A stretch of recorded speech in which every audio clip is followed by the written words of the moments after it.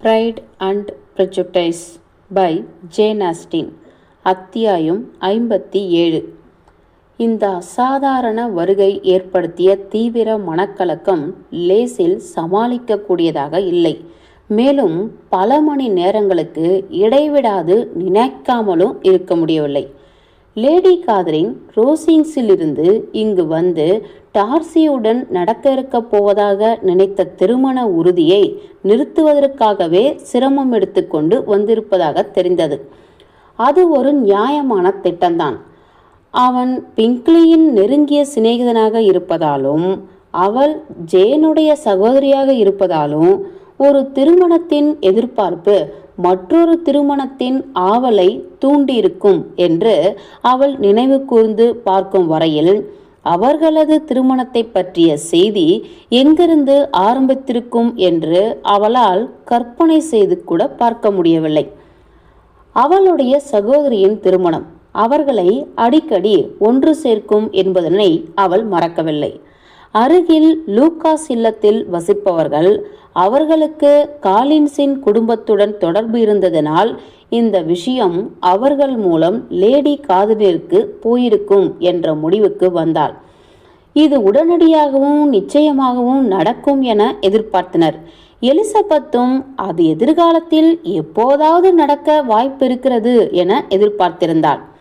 Lady காதரின் கூறியவற்றையெல்லாம் நினைத்து பார்த்த அவளுக்கு இதுபோல் தொடர்ந்து தலையிட்டு கொண்டிருந்தால் அதனால் ஏற்படும் விளைவுகளை நினைத்து சற்று சங்கடம் உண்டாயிற்று. இந்த திருமணத்தை தீர்மானமாக தடுத்து நிறுத்த லேடி காதரின் அவனிடம் என்ன கூறியிருப்பாளோ, இந்த திருமணத்தின் மூலம் வரும் தீமைகளை பற்றி அவனிடம் என்ன சொல்லி அதை அவன் எவ்வாறு எடுத்துக்கொண்டிருப்பானோ என்று எலிசபெத்தால் எதுவும் சொல்ல முடியவில்லை. டார்சி லேடி காதரின் மீது வைத்துள்ள அன்பை பற்றியும் அவளுடைய நியாயமான மதிப்பீட்டில் எவ்வளவு நம்பிக்கை வைத்திருக்கிறான் என்பதை பற்றியும் எலிசபெத்திற்கு தெரியவில்லை. ஆனால் லேடி காதரினிடம் இவளை விட அவன் அதிகமாக நம்பிக்கை வைத்திருப்பான் என்று நினைப்பது இயல்புதான். தனக்கு சமமான அந்தஸ்து இல்லாத இடத்தில் உள்ள ஒருத்தியுடன் திருமணம் செய்து கொள்வதன் மூலம் ஏற்படும் துன்பங்களை அவனுக்கு விலக்கி அவனுடைய பலவீனமான இடத்தை அவள் பயன்படுத்தி அவனுக்கு எடுத்து சொல்லலாம். எலிசபெத்திற்கு வலுவற்றதாகவும் அபத்தமாகவும் தோன்றிய லேடி காதலினுடைய வாதங்கள் கௌரவத்தை பற்றிய அவனது கருத்துப்படி நியாயமாகவும் அறிவுபூர்வமாகவும் அவனுக்கு படலாம். என்ன செய்ய வேண்டும் என்று தெரியாமல் அவனது மனம் அலைப்பாய்ந்து கொண்டிருந்தால் இது பெரும்பாலும் உண்மையாகவே இருந்தது. கரைப்படாத கௌரவம் அவனை சந்தோஷமாக வைத்திருப்பதை போல் நெருங்கிய உறவு ஒன்றின் ஆலோசனையும் வேண்டுதலும் ஒவ்வொரு சந்தேகத்தையும் தீர்க்கக்கூடும். உடனடியாக அவனை தீர்மானமாக மகிழ்ச்சியாக வைத்திருக்கும். இவ்வாறெனில் அவன் இனி திரும்ப வரமாட்டான். போகும் வழியில் லேடி காதரின் அவனை சந்தித்துவிட்டு செல்லலாம். நெதர்பீல்டிற்கு பிங்க்லியுடன் மீண்டும் வருவதை அவன் கைவிடுவான். ஆனால் அவன் தீர்மானமாக இருந்த காரணத்தினால் லேடி காதலினுடைய விஷயம் எந்தவித தாக்கத்தையும் அவனிடம் ஏற்படுத்தவில்லை. அவனிடமிருந்து சிறிது நாட்களுக்கு தன்னுடைய வாக்கை காப்பாற்ற முடியவில்லை என்ற செய்தி அவனுடைய நண்பனுக்கு கிடைத்தால் அதை எப்படி புரிந்து கொள்வது என்று எனக்கு தெரியும். நான் எல்லாவித எதிர்பார்ப்புகளையும் விட்டுவிடுவேன். நான் எதிர்பார்க்கும் தொடர்ந்த உண்மையான நடத்தையை இனி விட்டுவிடுவேன். என்னையும் என் அன்பையும் அவன் பெற்றிருக்க முடியும் என்னும் பொழுது என்னை திருமணம் செய்து கொள்ள முடியவில்லையே என்ற வருத்தத்தினால் மட்டுமே அவன் திருப்தி அடைந்தான் எனில் நான் அவனை நினைத்து வருந்துவதை விரைவில் நிறுத்திவிடுவேன் என்று எலிசபெத் தனக்குள் கூறிக்கொண்டாள். வந்து போன நபர் யார் என்று தெரிந்ததும் குடும்பத்தில் உள்ள மற்றவர்களின் ஆச்சரியம் அதிகமாக இருந்தது. அவள் வந்ததன் காரணங்களை தானாகவே கற்பனை செய்து கொண்ட மிஸ்ஸஸ் பெனட் எவ்வாறு திருப்தி அடைந்தாலோ அதேபோல் மற்றவர்களும் சமாதானம் அடைந்தனர். அதனால் இந்த விஷயத்தில் எலிசபெத் கேலி செய்யப்படுவதிலிருந்து காப்பாற்றப்பட்டாள். மறுநாள் காலை மாடியிலிருந்து கீழே வந்தபோது கையில் ஒரு கடிதத்துடன் நூலகத்திலிருந்து வெளியே வந்த அவளது தந்தையை சந்தித்தாள். லிசி, நான் உன்னை பார்ப்பதற்காகத்தான் வந்தேன். என்னுடைய அறைக்கு வா என்றார். அவள் அவரை பின்தொடர்ந்து சென்றாள். அவருடைய கையில் வைத்து கொண்டிருக்கும் கடிதத்தை பற்றி தான் ஏதோ விஷயம் இருக்கிறது என்று அவள் யூகித்ததால் அவர் என்ன சொல்ல போகிறார் என்ற அவளுடைய ஆவல் அதிகரித்தது. அது லேடி காதலனிடமிருந்து வந்திருக்கலாமோ என்று திடீரென்று தோன்றியது. அதைத் தொடர்ந்து எல்லாவித விளக்கங்களையும் அளிக்க வேண்டி வருமோ என்று அவள் பயந்தாள். அவள் தன்னுடைய தந்தையை பின்தொடர்ந்து வந்தாள். இருவரும் அமர்ந்தனர். பிறகு அவர், இன்று காலை எனக்கு ஒரு கடிதம் வந்தது. அது என்னை மிகவும் ஆச்சரியப்பட வைத்தது. அது உன்னை பற்றிய விஷயம் என்பதால் நீ இந்த கடிதத்தில் என்ன இருக்கிறது என்பதை பற்றி தெரிந்து கொள்ள வேண்டும். திருமணத்தின் தருவாயில் எனக்கு 2 பெண்கள் இருக்கிறார்கள் என்று எனக்கு இதுவரை தெரியவே இல்லை. மிக முக்கியமான ஒரு வெற்றிக்கு எனது பாராட்டுகள். அக்கடிதம் சித்தியிடமிருந்து வருவதற்கு பதிலாக மருமகனிடமிருந்து வந்துள்ளது என்று உடனடியாக நினைத்ததால் எலிசபெத்தின் கன்னம் சிவந்தது. அவன் எல்லாவற்றையும் விலக்கி எழுதிவிட்டான் என்பதற்காக சந்தோஷப்பட வேண்டுமா, அல்லது தனக்கு எழுதவில்லை என்பதற்காக கோபப்பட வேண்டுமா என்ற குழப்பத்தில் இருந்தபோது அவளுடைய தந்தை படிப்பதை தொடர்ந்தாள். நீ மிகவும் தன்னுணர்வு உள்ளவளாக தெரிகிறாய். இது போன்ற விஷயங்களில் இளம் பெண்கள் மிகவும் ஊடுருவி பார்ப்பார்கள். உன்னை ரசிப்பவரின் பெயரை கண்டுபிடிக்க உன்னுடைய திறமையினாலேயும் முடியாது என்று நான் சவால் விடுகிறேன். இக்கடிதம் காலின்ஸிடமிருந்து வந்துள்ளது. எனது காலின்ஸிடமிருந்தா? அவனுக்கு சொல்வதற்கு என்ன இருக்கிறது என்று நினைத்தாள் எலிசபெத். காரணத்தோடு தான் எழுதியுள்ளான். நடைபெறவிருக்கும் எனது மூத்த மகளின் திருமணத்திற்கு பாராட்டுகளை தெரிவித்து கடிதத்தை ஆரம்பித்துள்ளான். நல்ல எண்ணம் படைத்த வம்பு பேசும் லூகாஸ் குடும்பத்தினர் மூலம் விஷயம் கிடைத்திருக்கிறது. அதை பற்றி அவன் என்ன சொல்கிறான் என்பதை படித்து காண்பித்து, உன்னுடைய பொறுமையை சோதிக்க எனக்கு விருப்பமில்லை. உன் சம்பந்தப்பட்டது இதுதான். மிஸ்ஸஸ் காலின்ஸுடைய பாராட்டுகளையும் என்னுடைய பாராட்டுகளையும் தெரிவித்த பிறகு மற்றொரு விஷயத்தில் அவர்கள் மூலம் கிடைத்த ஒரு சிறிய குறிப்பை சேர்க்கிறேன். உங்களுடைய மூத்த மகள் பெனட் என்ற பெயரை விட்ட பிறகு உங்களுடைய மகள் எலிசபெத்தும் அந்த பெயரை வெகு நாட்களுக்கு வைத்திருக்க மாட்டாள்.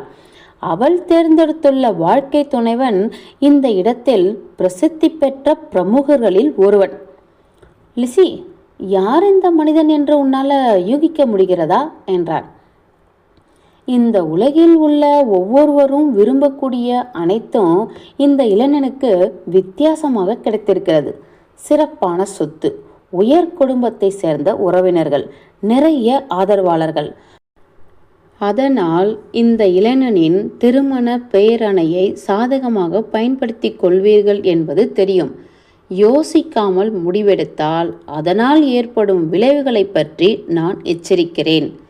லிசி, இந்த இளைஞன் யார் என்று உனக்கு தெரிகிறதா? ஆனால் இப்பொழுது இது வெளிவருகிறது. உங்களை எச்சரிக்கும் எனது நோக்கம் இதுதான். அவனுடைய சித்தி லேடி காதரின் இந்த ஜோடி சேருவதை அவ்வளவு நட்புடன் ஏற்றுக்கொள்ளவில்லை. டார்சி தான் அவன். இப்பொழுது லிசி, நான் உன்னை ஆச்சரியத்தில் ஆழ்த்திவிட்டேன் என்று நினைக்கிறேன். காலின்ஸோ லூகாஸ் குடும்பத்தினரோ நமக்கு தெரிந்த வட்டத்தில் இதைவிட சாத்தியமே இல்லாத ஒரு பொருத்தத்தை தேடியிருக்க முடியாது. டார்சி எந்த பெண்ணையும் குற்றம் கண்டுபிடிப்பதை தவிர வேறு எதற்கும் ஏறெடுத்தும் பார்க்க மாட்டான். அவன் வாழ்க்கையில் உன்னை பார்த்ததே இல்லை. அது மிகவும் பாராட்டத்தக்கது. எலிசபெத் அவளுடைய தகப்பனாரின் மகிழ்ச்சியில் கலந்து கொள்ள முயற்சித்தாள். ஆனால் தயக்கத்துடன் ஒரு புன்சிரிப்பை மட்டும் அவளால் உதிர்க்க முடிந்தது.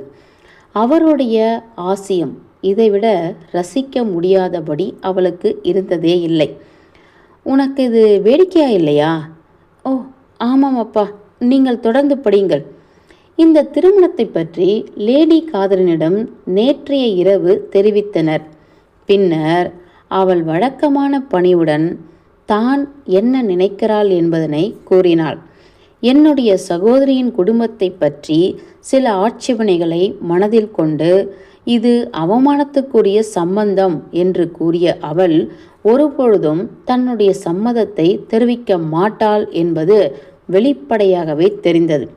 ஒழுங்கான அனுமதியில்லாத ஒரு திருமணத்தை அவசரமாக முடிக்கக்கூடாது என்பதை வேகமாக என் சகோதரிக்கு அவளை ரசிப்பவருக்கும் தெரியப்படுத்த வேண்டும் என்பது என் கடமையாக கருதினேன். காலின்ஸ் மேலும் என்னுடைய சகோதரி லிடியாவின் விவகாரம் ரகசியமாக வைக்கப்பட்டது பற்றி எனக்கு மற்றற்ற மகிழ்ச்சி. திருமணம் நடப்பதற்கு முன் அவர்கள் ஒன்றாக வாழ்ந்து வந்தனர் என்பது எல்லோருக்கும் தெரியும் என்பதை பற்றி நினைத்து நான் மிகவும் கவலைப்படுகிறேன். நான் என்னுடைய பதவியின் கடமையை புறக்கணிக்க கூடாது. மேலும் திருமண ஆன உடனேயே இந்த இளம் தம்பதிகளை உங்கள் வீட்டில் வரவேற்றீர்கள் என்பதை கேட்டவுடன் எனக்கு ஏற்பட்ட திகைப்பை என்னால் கூறாமல் இருக்க முடியாது. இது ஒரு பெருங்குறையை உற்சாகப்படுத்த ஆதரவு தருவது போல் ஆகும். நான் லாங்பர்ன் சர்ச்சின் தலைவனாக இருந்திருந்தால் நிச்சயமாக இதை எதிர்த்திருப்பேன். ஒரு கிறிஸ்தவனாக அவர்களை மன்னிக்க வேண்டும், ஆனால் அவர்களை ஒருபொழுதும் உங்களுடன் சேர்த்து கொள்ளக்கூடாது. அவர்கள் பெயரை உங்கள் காதாலும் கேட்கக்கூடாது. கிறிஸ்தவ மன்னிப்பு என்பது இதுதான். சார்லட்டின் நிலைமையை பற்றியும் அவளுக்கு பிறக்கப் போகும் குழந்தையை பற்றியும் தான் கடிதத்தின் மீதி பகுதியில் இருந்தது. ஆனால் லிசி, நீ இதை ரசிக்கவில்லை என்பது போல் தெரிகிறது. யாரோ ஒருவர் ஏதோ சொல்கிறார் என்பதை மனதில் எடுத்துக்கொண்டு நீ வருத்தப்படாதே. நாம் எதற்காக வாழ்கிறோம்? நம்முடைய சுற்றம் நம்மை பார்த்து சிரிப்பதற்காகவா, அல்லது நமக்கு சந்தர்ப்பம் கிடைக்கும் பொழுது அவர்களை பார்த்து நாம் சிரிப்பதற்காகவா?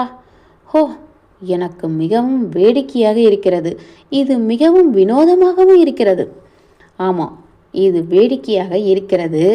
வேறு யாரையாவது அவர்கள் குறிப்பிட்டிருந்தால் அது ஒன்றுமே இல்லை. அவனுடைய முழுமையான அலட்சியமும் உன்னுடைய அப்பட்டமான வெறுப்பும் இதை மிகவும் அர்த்தமற்றமாக்கி விடுகிறது. எனக்கு கடிதம் எழுத பிடிக்காது, ஆனால் எக்காரணத்தை கொண்டும் காலின்ஸுடன் இருக்கும் கடித தொடர்பை விடமாட்டேன். எனது மருமகனின் பாசாங்குத்தனத்தையும் வெட்கமின்மையும் நான் மதிக்கிறேன் என்ற பொழுதும் காலின்ஸுடைய கடிதத்தை படிக்கும்போது விக்காமை விட இவன் மேல் அதிக விருப்பம் ஏற்படுவதை என்னால் தடுக்க முடியவில்லை. லிசி, லேடி காதரின் இந்த விஷயத்தை பற்றி என்ன கூறினாள்? அவளுடைய மறுப்பை தெரிவிக்க இங்கே வந்தாளா?